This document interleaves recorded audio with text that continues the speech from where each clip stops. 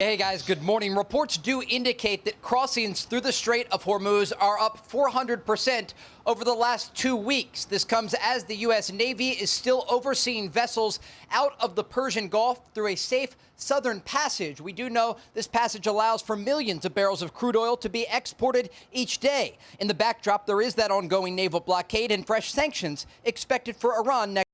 If Trump decides to take further action, our response, our retaliation, will be seismic. First, we will tell all neighboring countries and countries around the world not to join the United States in its economic war. Anyone that takes part in imposing economic restrictions on us will be regarded as an enemy. Of course, we will first negotiate with them. We will hold talks and tell them to step aside and distance themselves from the United States. But if they do not act, we will strike. We will target that country's interests.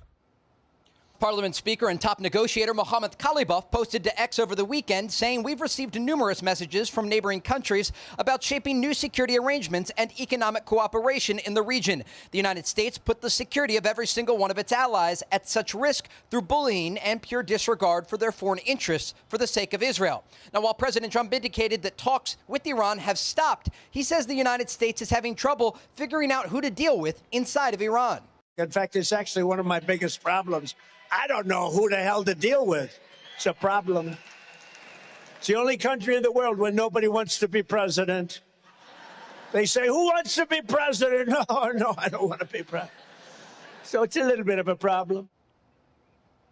The U.S. military presence in the Middle East is expected to remain with no clear path forward in the conflict with Iran. The USS Abraham Lincoln is headed home after being deployed for 274 days. This carrier made its last port call in December, breaking a Navy record. The vessel is being replaced by the Japan-based USS George Washington. Right now, the region is stuck in a cycle of strikes, statements with no end in sight. But today, an interesting economic development inside of Iran. The Iranian rial hit 2 million to $1 US as inflation rapidly rises inside of the country.